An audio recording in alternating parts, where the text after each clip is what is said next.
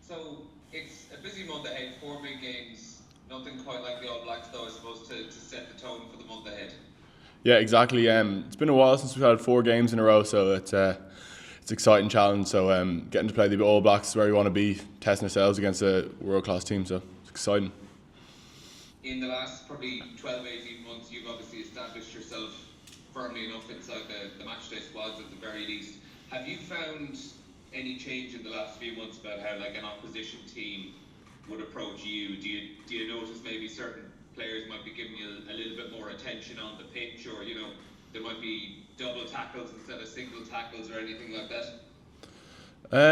I suppose it's probably a thing every player feels like you always have to kind of keep evolving your game because like the quote, like what gets you there won't get you here, or what gets you here won't get you there.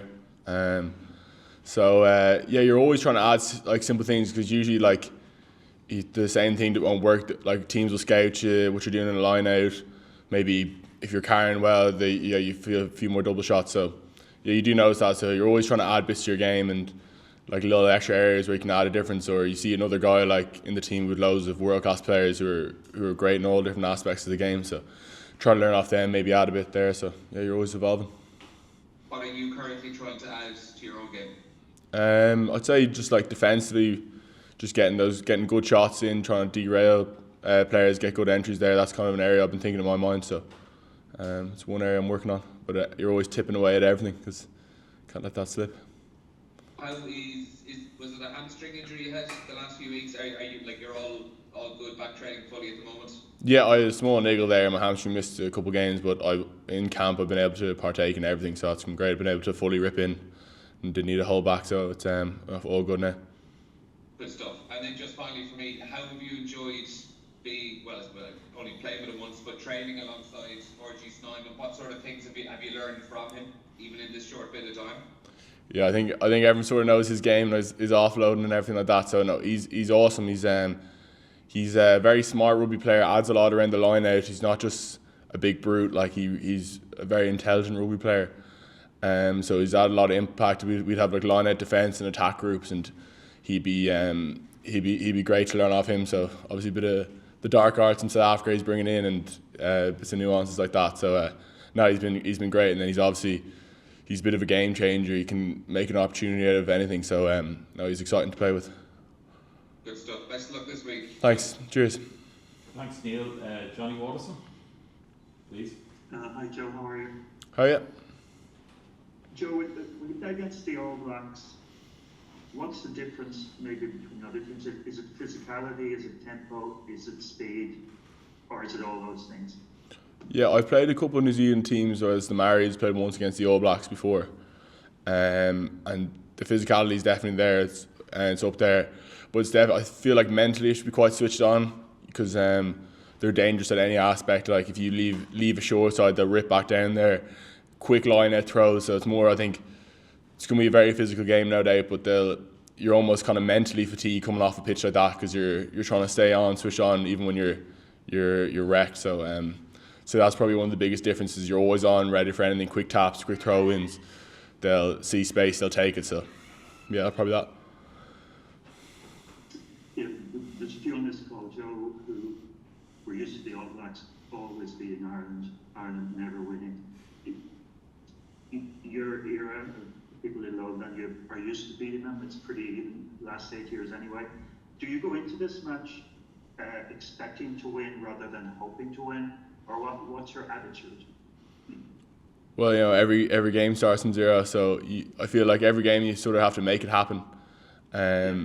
Like no matter what opposition you have to play, you're playing against 15 top quality rugby players, so you're preparing as hard as you can for it. But obviously, we've had a good track record over the last few years. We've earned to have the right to have a bit of confidence going into games, so that's sort of where we're at the moment. So there's obviously nerves going to a big test game, but we're confident in what we can do. But we definitely won't be taking the All Blacks lightly anyway. Thanks, Joe. Good luck on Friday. Cheers. Thanks, Johnny. Cian Tracy. Hey Joe, how are things? Oh, so yeah, good, great. Sorry, yeah. When you come into camp last week, whenever it was, does it still feel very new to you now, or are you feeling more settled or comfortable, whatever the word is? I know comfortable probably isn't the best word, but if you know what I mean. Yeah, I love the environment. It's great. I probably am more comfortable in the group. We have a very strong connection in the group where everyone gets on super well across them. So it's there's no kind of first few days in camp. You're just kind of straight into it, back on the same page with everyone. So definitely more settled. But I love being in here. You always feel like it's an environment you're always getting better in. So no, I'm loving it. You're not feeling like the new younger guy anymore with some of the lads that are in there now. Yeah, I suppose there's younger and younger players coming in the whole time. So no, I'm still young enough, but no, feel happy in here. The All Blacks have obviously lost a lot of experience and quality in the second row with Retallick and Whitelock on. Like, what do you make of the sort of makeup of their second row nowadays? They still have obviously Scott Barrett, who's a very experienced player.